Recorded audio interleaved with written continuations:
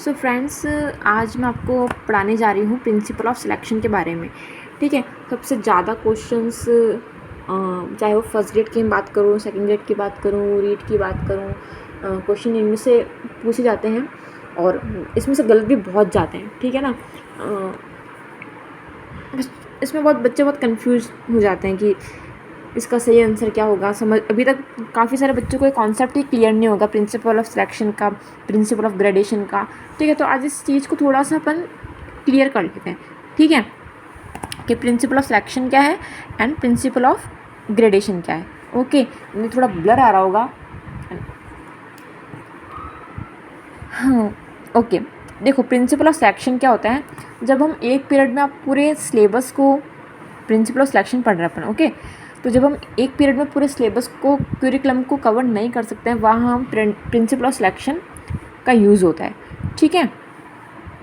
अब देखिए, principle of selection के अंदर भी बहुत सारी चीज़ें आती है। इसमें आता है फ्रीक्वेंसी, रेंज, अवेलेबिलिटी, ठीक है ना, कवरेज, टीचेबिलिटी एंड लर्नेबिलिटी। तो प्रिंसिपल ऑफ सिलेक्शन के अंदर आते हैं फ्रीक्वेंसी, ये इसी के पार्ट्स चल रहे हैं। ठीक है ना, प्रिंसिपल ऑफ सिलेक्शन के ही पार्ट्स चल रहे हैं। Frequency, range, availability, coverage, teachability, लर्नेबिलिटी क्या है ये सब। ठीक है, आज हम इस चीज़ को थोड़ा सा क्लियर कर लेते हैं। ठीक है, तो आपको बार बार कोई वीडियो देखने की ज़रूरत ना पड़े। देखो, principle of frequency, principle of frequency क्या होता है। प्रिंसिपल ऑफ फ्रीक्वेंसी, इसके अंदर क्या होता है, बच्चों को आपको वे वर्ड बताएं जो बार बार काम में आते हैं। ठीक है, डे टू डे लाइफ में जो बार बार काम आ रहे हैं वो आते हैं फ्रीक्वेंसी के अंदर। ठीक है ना। रेंज, टीचर को टीचिंग के लिए जितने ज़्यादा रेंज वाले जो वर्ड हैं वो क्या करने चाहिए, सिलेक्ट करने चाहिए, वो बच्चों को बताने चाहिए। फिर इसी के अंदर आता है अवेलेबिलिटी, वो शब्द, मतलब आपको बच्चों को अवेलेबिलिटी, बच्चों को वो शब्द पढ़ाएं जो बच्चों के लिए सुविधाजनक हो, जो काफ़ी कन्वीनियंट हो। ठीक है ना, ईजी हो और जो यूज़फुल हो। ठीक है ना, वो आता है अवेलेबिलिटी के अंदर। नेक्स्ट है कवरेज, भाई ऐसे शब्द, ऐसे वर्ड्स जिनकी कवरेज कैपेसिटी ज़्यादा हो। जैसे कि है फ्रूट है, तो फ्रूट्स के अंदर क्या क्या आता है, बनाना भी आ गया, एप्पल भी आ गया, गुआवा भी आ गया। ठीक है ना, मैंगो आ गया। ओके, उसके बाद आता है टीचेबिलिटी। टीचेबिलिटी ये कहता है कि ऐसे शब्द को चूज़ करना चाहिए जिन्हें आप वेरियस डिवाइसेस से आसानी से हम पढ़ा सकते हैं, वो आता है टीचेबिलिटी के अंदर। ठीक है, मान लीजिए आपको किसी मान लीजिए अब टीचेबिलिटी को मैं क्या समझाऊँ, जैसे आपको किसी कंट्री के बारे में बताना है। ठीक है, बच्चों को किसी कंट्री के बारे में बताना हो तो आप कैसे बताओगे। आप एक ग्लोब लेके आ सकते हो, आप एक नक्शा लेके आ सकते हो, आप उसके थ्रू आप बता सकते हो।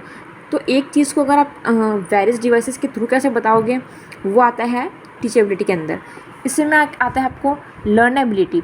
लर्नेबिलिटी ये कहता है कि बच्चों को उनकी एज को ध्यान में रख के पढ़ाना चाहिए। ठीक है ना, जैसे अगर आप बहुत छोटा बच्चा है पर आप उसको बहुत हाई लेवल की बातें पढ़ा रहे हो, ठीक है ना, बहुत उच्च स्तर के, मतलब उसको पढ़ा रहे हो, उच्च स्तर की आप पढ़ाई करवा रहे हो, तो वो ठीक नहीं होगा।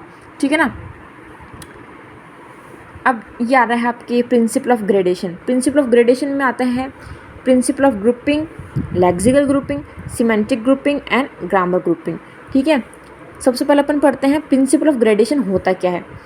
ठीक है, प्रिंसिपल ऑफ ग्रेडेशन कहता है टू सिंप्लीफाई द मैटर, मतलब जो भी आपकी सामग्री है उसको सिंप्लीफाई करना, उसका सरलीकरण करना, उसको इतना आसान बना देना और उसको एक व्यवस्थित क्रम में, placed in a proper order, एक व्यवस्थित क्रम में रखना।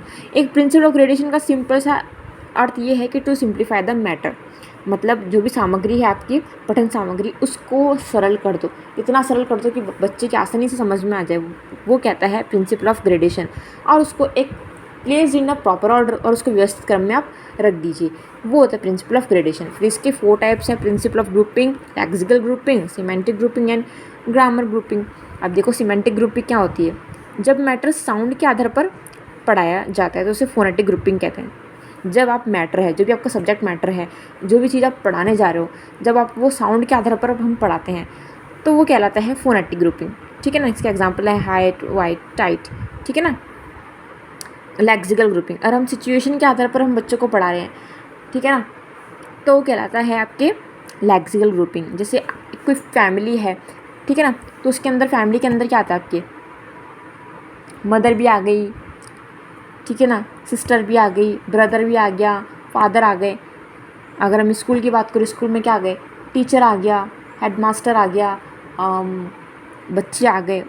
मतलब सिचुएशन के, जब हम सिचुएशन के आधार पर हम ग्रुप किया जाए तो कहलाता है lexical grouping. Okay. Semantic grouping, जब मैटर का मीनिंग के आधार पर ग्रुप बनाया जाता है, ठीक है ना, तो कहलाता है, जैसे कि ब्यूटीफुल है, ब्यूटीफुल के और क्या क्या मीनिंग हो सकते हैं, और क्या बोल सकते हैं, उसको चार्मिंग बोल सकते हैं, ग्रेसफुल, एलिगेंट, ठीक है ना। ग्रामर ग्रुपिंग, जब मैटर को सेंटेंस स्ट्रक्चर के आधार पर हम ग्रुप करना हो जाए, जैसे कि आई एम गोइंग, ठीक है ना। ग्रामर ग्रुपिंग मतलब जब भी मैटर, जो भी आपका सब्जेक्ट मैटर है, जो भी आपकी जो पठन सामग्री है, उसको सेंटेंस स्ट्रक्चर के आधार पर ग्रुप करना, मतलब उसको डिवाइड करना। आई एम गोइंग, अब इसमें आई क्या है, प्रोनाउन है, एम क्या है, गोइंग क्या है, ठीक है ना, वो कहलाता है ग्रामर ग्रुपिंग। जब आप उसको स्ट्रक्चर के आधार पर आप उसको डिवाइड करके आप बच्चों को समझा रहे हो, वो कहलाता है ग्रामर ग्रुपिंग, ठीक है।